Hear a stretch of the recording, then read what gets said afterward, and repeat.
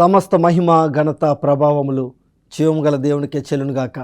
మన ప్రభువును లోకరక్షకుడును జీవాధిపతి అయిన యేసుక్రీస్తు నామంలో ప్రియమైన హోప్ టీవీ ప్రేక్షకులకు శుభాభివందనాలు తెలియజేస్తూ ఉన్నాను. ప్రియులారా, ఈ యొక్క శీర్షికలో జెమ్స్ ఇన్ జెనసిస్, ఆది కాండంలో ఆణిముత్యాలు అనే వర్తమానాల ద్వారా దేవుడు మనకు ఆత్మీయ పాఠాలు నేర్పిస్తూ ఉన్నారు. ఈరోజు 10వ వర్తమానము మేడ్ ఫర్ ఈచ్ అదర్ అనే వాక్యాన్ని ధ్యానం చేసే ముందుగా ప్రార్థన చేసుకుని దేవుని యొక్క వాక్యాన్ని ధ్యానం చేసుకుందాము. మహోన్నతుడా, ప్రేమగల మా తండ్రి, మీ యొక్క పరిశుద్ధమైన ఘనమైన నామమునకు స్తోత్రములు ఆరోపించున్నాము. మీ బిడ్డలముగా మేము మీ వాక్యం ధ్యానం చేయడం కొరకు వచ్చి ఉండగా మీరు మాతో మాట్లాడండి. మీ యొక్క పరలోక సత్యములను, ఆత్మీయ పాఠములు మాకు బోధించమని, మీ పరిశుద్ధాత్మతో మాకు బోధించి నేర్పించి నడిపించమని, మా జీవితాల్లో ఈ పాఠాలు అన్వయించుకుని భాగ్యం దయచేయమని, ఈ కార్యక్రమాన్ని వీక్షిస్తున్న మీ బిడ్డలను ఆశీర్వదించమని యేసుక్రీస్తు నామముపేట అడిగి వేడుకొంచున్నాం పరమ తండ్రి, ఆమేన్. అబ్రహాము వృద్ధాప్యంలో మరణానికి చేరువలో ఉన్నాడు. అయితే తను ఇంకా చేయవలసిన ఒక పని మిగిలిపోయింది. అదే తన కుమారునికి సాటి అయినటువంటి సహాయాన్ని సమకూర్చడం. అబ్రహాము కుమారుడైనటువంటి ఇస్సాకు యవ్వన ప్రాయంలో ఉన్నాడు. అబ్రహాము తరువాత దేవుని యొక్క వాగ్దాన నెరవేర్పుకు వారసుడిగా దేవుడు ఇస్సాకును బహుమానంగా అబ్రహాముకి ఇచ్చున్నారు. ధర్మశాస్త్రాన్ని కాపాడటంలో అబ్రహాము తదనంతరము బాధ్యత వహించడానికి ఎంపికైన ప్రజలకు తండ్రిగా ఉండడానికి దేవుడు ఇస్సాకుకు ఈ యొక్క బాధ్యతను అప్పగించున్నారు. అయితే ఇంకా ఇస్సాకు పెళ్ళి అవ్వలేదు. అయితే దేవుడు ఇస్సాకు ద్వారా, అబ్రహాము ద్వారా ఈ యొక్క ప్రపంచమును విస్తరింపజేస్తానని, అబ్రహాము యొక్క సంతతి వలన అనేక జనములు ఆశీర్వదించబడుదురని దేవుడు సెలవిచ్చిన వాగ్దానము ఇస్సాకు ద్వారా జరగవలసి ఉన్నది. కనాను దేశ ప్రజలు చుట్టుప్రక్కల చూస్తుంటే వారందరూ కూడా విగ్రహారాధనతో వివిధ దేవుళ్ళను, దేవతలను కొలుస్తూ రాయి రప్పలకు మ్రొక్కుతూ వారు విచ్చలవిడి జీవితాన్ని కలిగి ఉన్నారు. అయితే అటువంటి వారితో తన కుమారునికి వివాహం జరిపిస్తే అటువంటి వివాహాలు మత భ్రష్టతకు కారణమవుతాయని అబ్రహాముకు తెలుసు. అందుచేత తన కుమారుడికి ఆ దుర్మార్గ వాతావరణం నుండి తప్పించి ఒక శ్రేష్టమైనటువంటి చక్కని భార్యగా దేవుడు ఎక్కడ ఏర్పాటు చేశారో అని ప్రార్థన చేస్తూ దేవుని యొక్క చిత్తం కొరకు కనిపెడుతూ ఉండగా దేవుడు అబ్రహామును తన యొక్క స్వజనంలో నుండి తన కొరకు ఒక భార్యగా తన కొరకు సిద్ధపరచమని ప్రేరేపించున్నారు. అయితే ఇస్సాకు ప్రేమ గలవాడు, సాధు స్వభావి, వినయశీలి, దేవుని భయం లేని సమాజంలో జీవిస్తుండగా దేవుని యందు భయభక్తులు కలిగి దేవుని చిత్తానుసారంగా నడుచుకున్నటువంటి వ్యక్తి. కాబట్టి ఇస్సాకుకు సాటి అయిన సహాయంగా విశ్వాసురాలైనటువంటి భార్యను సమకూర్చాలని అబ్రహాముకు దేవుడు ప్రేరేపించిన రీతిగా దేవుని యొక్క చిత్తం కొరకు ఎదురు చూస్తూ, ఇప్పుడు ఈ యొక్క విషయంలో దేవుని చిత్తం కొరకు ఎదురు చూస్తూ ఉండగా ఆ రోజుల్లో తల్లిదండ్రులే వారి యొక్క బిడ్డలకు సంబంధాలను చూసేవారు. ఈ రోజుల్లో కూడా కొన్ని ప్రాంతాల్లో వారి యొక్క బిడ్డల కొరకు చక్కని సంబంధాలను తల్లిదండ్రులే వెతికి ఏర్పాటు చేస్తూ ఉన్నారు. అయితే కొందరైతే వారి యొక్క సొంత నిర్ణయాలతో వారు ఏర్పాటు చేసుకుంటున్నారు. కానీ దేవుని యొక్క భయభక్తులు కలిగినటువంటి వారు దేవుని యొక్క చిత్తం కొరకు ఎదురు చూస్తూ ఆ రోజుల్లో వారి యొక్క తల్లిదండ్రులు భయభక్తులతో, వారి యొక్క అనుభవంతో వారు చక్కని సంబంధాలు చూస్తారని తల్లిదండ్రులకి ఆ యొక్క పనిని వదిలిపెట్టేవారు. అయితే ఒకవేళ తల్లిదండ్రులు చిత్తాన్ని విడిచిపెట్టి వారు సొంతంగా వెళ్ళి చేసుకుంటే ఆ రోజుల్లో అది తల్లిదండ్రులకు అగౌరవంగా, నేరంగా కూడా ఉండేది. కాబట్టి తన యొక్క జీవిత భాగస్వామి విషయంలో జరగనున్న ఎంపిక దేవుని నడుపుదల కింద చోటు చేసుకుంటుందని ఇస్సాకు విశ్వసించాడు. ఆ యొక్క బాధ్యతను, ఆ పనిని తన తండ్రికే విడిచిపెట్టాడు. అబ్రహాము తలంపులు అరమ్నా హరాయిములో ఉన్నటువంటి తన తండ్రి బంధువుల మీదకు వెళ్ళింది. అబ్రహాము తన యొక్క తండ్రి ఇంటి వారైనటువంటి బంధువుల యొద్దకు పంపించి అక్కడ ప్రజలు చుట్టుపక్కల కూడా అక్కడ కూడా విగ్రహారాధనకు పాల్పడుతున్నప్పటికీ అక్కడ దేవుని గూర్చినటువంటి నిజమైన దేవుని గూర్చినటువంటి జ్ఞానం ఉన్నది. వారు నిజమైన దేవుణ్ణి ఆరాధించేవారు ఉన్నారు. కాబట్టి అక్కడ నుండి నిజమైన దేవుణ్ణి ఆరాధించే విశ్వాసురాల్ని తన కుమారుని కొరకు సమకూర్చమని దేవుని ప్రార్థిస్తూ దేవుని చిత్తాన్ని అడుగుతూ అబ్రహాము తన యొక్క పెద్ద దాసుడైనటువంటి ఎలియాజరుకు ఆ బాధ్యతను అప్పగించున్నాడు. తన యొక్క గృహాన్ని విడిచిపెట్టి నిజమైన దేవుని ఆరాధనను కొనసాగించడానికి ఇస్సాకుతో జతపడడానికి ఇష్టపడే ఒక యువతి వారిలో లభించవచ్చు. కాబట్టి నీవు వెళ్ళి అరమ్నా హరాయిములో ఉన్నటువంటి నా బంధువుల యొద్దకు వెళ్ళి నా కుమారుని కొరకు ఒక భార్యను, ఒక వధువును తీసుకురమ్మని చెప్పి ఉన్నాడు. ఇస్సాకు కనాను విడిచి వారి యొద్దకు వెళ్ళకూడదు. ఒకవేళ అమ్మాయి రానని చెప్తే నా కుమారుని అక్కడ తీసుకుని వెళ్ళకూడదు, ఆ అమ్మాయిని ఇక్కడ తీసుకురావాలి అని ప్రమాణం చేయించున్నాడు. అయితే ఒకవేళ ఆ అమ్మాయి రానొల్లకపోయిన ఏం చేయమంటే ఏం చేయాలి నా యజమానుడా, మరి ఈ యొక్క ప్రమాణ విషయంలో ఏమిటి అంటే అబ్రహాం అన్నాడు, ఆ ప్రమాణ విషయంలో నీవు విడుదల పొందుతావు. అయితే దేవుడు నువ్వు వెళ్తున్నటువంటి మార్గంలో నీకు విజయం అనుగ్రహిస్తారని అబ్రహాము రూఢిగా నమ్మి విశ్వసించి తన యొక్క దాసుని పంపించున్నాడు. ఆదికాండం 24:9 నుండి మనం చూసినట్లయితే జెనసిస్ చాప్టర్ 24:9 ఆ దాసుడు తన యజమానుడగు అబ్రహాము తొడ క్రింద తన చెయ్యి పెట్టి ఈ సంగతి విషయమై ప్రమాణం చేసెను. ఈ యొక్క వివాహ సంబంధం చూడడానికి వెళ్ళే ముందుగా ఎలియాజర్తో ప్రమాణం చేయించుకుని అబ్రహాము పంపిస్తూ ఉన్నాడు. అబ్రహాముతో ప్రమాణం చేసి ప్రయాణమే వెళ్తున్నటువంటి ఎలియాజరు చక్కని వస్తువులను సమకూర్చి 10 ఒంటెలతో పరివారంతో బయలుదేరి అరమ్నా హరాయిములో ఉన్నటువంటి నాహోరు పట్టణము చేరుకున్నాడు. అక్కడ చేరుకున్న తర్వాత సాయంకాలమున స్త్రీలు నీళ్లు చేదుకోవడానికి ఊరి చివర ఉన్నటువంటి ఒక నీళ్ల బావి వద్దకు వస్తూ ఉన్నారు. అటువంటి సమయంలో ఈ విషయం మనందరికి కూడా చాలా తేటతెల్లంగా తెలిసిన విషయమే. అయితే ఇక్కడ మనం చూసినట్లయితే ఎలియాజరు విశ్వాసంతో తన యొక్క ఒంటెలను మోకరింపచేసి తను మోకరించి ప్రార్థన చేస్తూ ఉన్నాడు. దేవుని చిత్తం కొరకు ప్రార్థన చేస్తూ ఉన్నాడు. ఏమని ప్రార్థన చేస్తాడో మనం చూసినట్లయితే ఇక్కడ అబ్రహాము యొక్క విశ్వాసాన్ని ఎలియాజరు సిరియావాడు ఎలియాజరు తన యొక్క యజమానితో సహవాసం చేయడం ద్వారా తన యొక్క యజమాని యొక్క విశ్వాసాన్ని చూసి తన యొక్క యజమానుడికి ఉన్నటువంటి విశ్వాసాన్ని పొందుకొని ఉన్నాడు. కాబట్టి ఇప్పుడు మోకరించి ప్రార్థన చేస్తున్నాడు. ఇలా ప్రార్థన చేస్తున్నాడు, నా యజమానుడగు అబ్రహాము దేవుడు అయిన యెహోవా, నేను వచ్చిన కార్యమును త్వరలో సఫలం చేసి నా యజమానుడగు అబ్రహాము మీద అనుగ్రహము చూపుము, చిత్తగించుము. నేను ఈ నీళ్ల ఊట యొద్ద నిలుచుచున్నాను.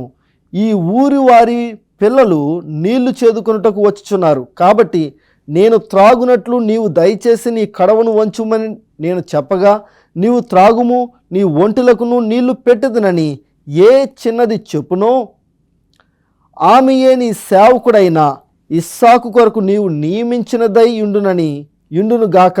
అందువలన నీవు నా యజమానుని మీద అనుగ్రహము చూపితువని తెలుసుకొందునను. ప్రియులారా, ఇక్కడ చూసినట్లయితే ఎలియాజరు విశ్వాసంతో ప్రార్థన చేస్తూ ఉన్నాడు. ప్రమాణము చేసి ప్రయాణం చేసి వచ్చినాడు. ప్రయాణం చేసి వచ్చి ప్రార్థన చేస్తూ ఉన్నాడు. ఇక్కడ 3 విషయాలు మనం చూస్తూ ఉన్నాము: ప్రమాణము, ప్రయాణము, ప్రార్థనతో ఈ యొక్క ప్రయాణము ఈ యొక్క తన యొక్క యజమానుడి కొరకు ఏర్పాటు చేయబడినటువంటి వధువు కొరకు వేచి చూస్తూ ప్రార్థిస్తూ ఉన్నాడు. అయితే ప్రార్థన ముగించగానే తనకు జవాబు తన కళ్ళ ముందే ప్రత్యక్షమైనట్లుగా చూస్తూ ఉన్నాడు. అక్కడ ఒక చిన్నది చక్కని యవనస్తురాలు, ఆమె పేరు రెబ్కా. ఆమె వెళ్ళి ఆ యొక్క నుయ్యిలో నుండి ఆ యొక్క బావిలో నుండి ఆ నూతిలో నుండి నీళ్లు తోడుకుని పైకి వచ్చి ఉండగా ఆమెను ఎదుర్కోవడానికి వెళ్ళి ఆమెతో అమ్మ కొంచెం నీళ్లు త్రాగడానికి కొంచెం నీళ్లు ఇస్తావా అన్నప్పుడు ఆమె నో అని చెప్పకుండా ఎంతో ప్రేమతో అయ్యా త్రాగండి అని నీళ్లు పోసింది. మీకు మాత్రమే కాదు, మీ ఒంట్లన్నిటికి కూడా నేను నీళ్లు పెడతాను, మీ పరివారంకి అందరికి కూడా నేను నీళ్ళు ఇస్తానని ఆమె చక్కని, ఎంత సుగుణవతియో చూడండి, చక్కని గుణశీలత కలిగి ఉండి ఇతరులకు సహాయం చేయాలనే ఆలోచన కలిగి ఉండి ఆమె చక్కగా వారందరూ కూడా నీళ్లు తోడి వారికి నీళ్లు ఇచ్చినట్లుగా చూస్తున్నాం. ఒక ఒంటె సాధారణంగా ఒక ఒంటె 30 గ్యాలన్స్ అంటే దాదాపు 1 గ్యాలన్ అంటే 3.78 లీటర్లు అంటే దాదాపు 4 లీటర్లు.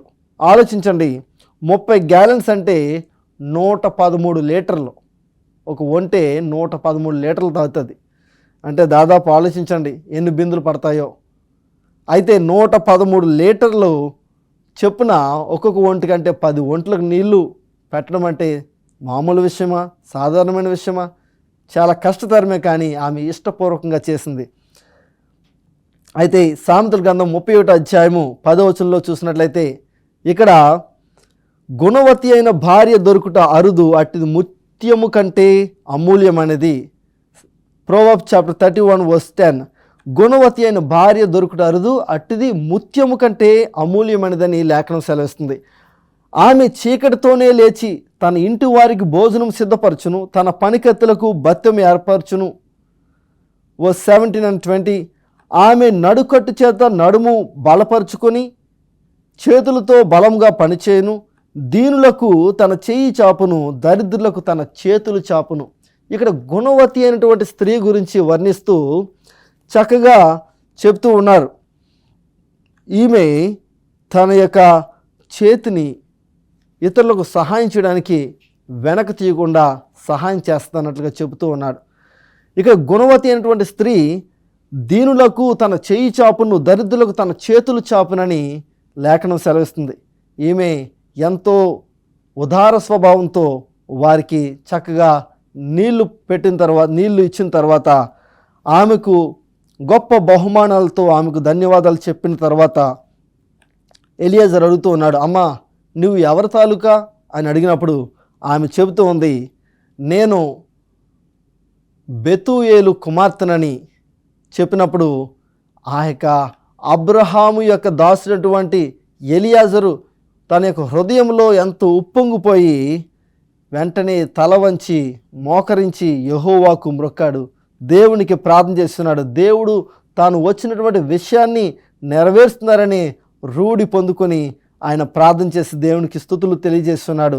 అయితే అప్పుడు ఆమెతో, అమ్మా నీకు కృతజ్ఞతలు, మేము మీ ఇంటి వద్ద ఈ రాత్రి బస చేయడానికి స్థలం ఉంటుందా అని అడిగినప్పుడు ఆమె వెళ్ళి తన యొక్క తండ్రి గారికి, తన యొక్క కుటుంబస్తులకు ఈ విషయాన్ని, పలానా చోట నుండి పలానా వ్యక్తి వచ్చారు, ఈ రీతిగా ఇదంతా జరిగిన విషయాన్ని ఆమెకు ఆయన ఎలా చెప్పాడో ఆమె ఆ రీతిగా చెప్పినప్పుడు ఆమె యొక్క అన్నయ్య అయినటువంటి ఇమీడియట్గా బయటకు వచ్చి ఆ యొక్క ఎలియాజర్ను తన పరివారం ఎదుర్కోవడానికి వెళ్ళి వారిని ఇంటి వద్దకు చేర్చుకున్నప్పుడు ఆ విషయాన్ని మనం చూస్తున్నప్పుడు ప్రియులారా, ఇదంతా దేవుని ప్రేమించే వారికి, ఆయన సంకల్పం చొప్పున పిలువబడిన వారికి సమస్తమును సమకూడి జరుగుచున్నవని రోమీలు రాసిన పత్రిక 8వ అధ్యాయము 28వ వచనంలో చెప్పబడిన రీతిగా నిజంగా ఎంత అద్భుత రీతిలో దేవుడు ఆయన బిడ్డలను కనెక్ట్ చేస్తున్నారో చూడండి.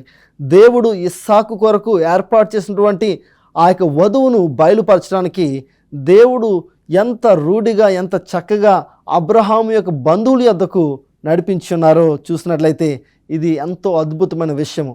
ఎలియాజరు బెతూయేలు గృహానికి వచ్చిన తర్వాత బెతూయేలుతో ఈ యొక్క విషయాన్ని అంతటినీ కూడా నా యొక్క నేను ఈ విషయాన్ని మీకు తెలియచేయాలని ముందు అక్కడికి వెళ్ళిన తర్వాత అన్నీ కూడా ఏర్పాటు చేసి వారికి చక్కని ఆహారం వడ్డిస్తున్నప్పుడు నేను వచ్చిన పని విషయమై నేను చెప్పకుండా నేను భోజనం చేయనని ఎలియాజరు ఆ సమయంలో తా యొక్క స్టోరీ అంతా కూడా ఆ యొక్క విషయం జరిగిన విషయము ఏ పని నిమిత్తం ఆయన వచ్చి ఉన్నాడో నా యొక్క యజమానుడైనటువంటి అబ్రహామును దేవుడు తన యొక్క స్వదేశం నుండి పిలిచి కనాను దేశానికి పిలిచి ఏ రీతిగా ఆశీర్వదించున్నారో ఆ జీవముగల దేవుడైన యెహోవా ఆయనను ఆశీర్వదించిన విధానం గురించి వివరించినప్పుడు వారు ఆశ్చర్యపోయి ఉన్నారు.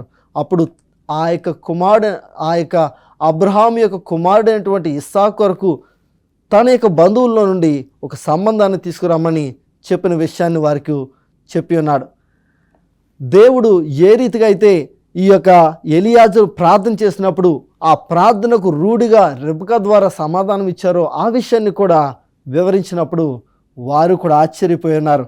వారు ఈ రీతిగా సెలవిస్తున్నారు, ఇది యెహోవా వలన జరిగిన కార్యము, మేమైతే అవునని కానీ కాదని కానీ చెప్పజాలము.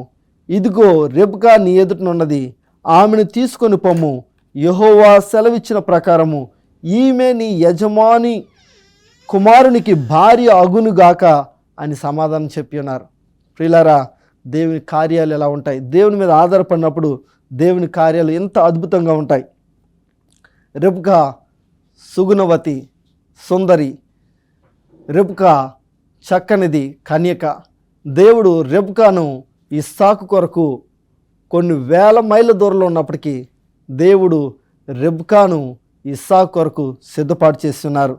అయితే ఇదంతా జరిగిందంతా చెప్పినప్పుడు, ఈ యొక్క విషయం అంతా విన్నప్పుడు రెబెకాను అడిగి ఉన్నారు, రెబెకా అమ్మా, నీవు ఈ మనుషునితో వెళ్ళి అబ్రహాం యొక్క కుమారుడైనటువంటి ఇస్సాకుతో నువ్వు వివాహం ఆడడానికి నువ్వు ఇష్టపడుతున్నావు అన్నప్పుడు రెబెకా జరిగినదంతా విన్నప్పుడు ఇది దేవుని కార్యమని నమ్మి అవును నేను వెళ్ళదనని చెప్పి ఉన్నది. అంటే ఆమెలో దేవుడు ఏ రీతిగా ఆయన కార్యాన్ని జరిగించున్నారో మనం చూసినప్పుడు ఇదంతా కూడా గొప్ప ఆశ్చర్యకరమైన విషయం. అబ్రహాము బెయేర్షెబాలో నివసిస్తున్నాడు. ప్రక్కనున్నటువంటి గ్రామంలో మందలు కాయడానికి వెళ్ళాడు ఇస్సాకు. అవన్నీ కూడా పనులు ముగించుకుని సాయంత్రం తండ్రి గూడారానికి వచ్చిన తర్వాత ఆ సాయంకాలమున ఇస్సాకు పొలంలో ధ్యానించడానికి, ప్రార్థన చేయడానికి, దేవుని యొక్క చిత్తం కొరకు ఎదురు చూడడానికి వెళ్ళినప్పుడు దేవుడు అద్భుత రీతిలో ఆ యొక్క విషయాన్ని రెబెకా రావడాన్ని ఇస్సాకుకు కనుపరుచున్నారు.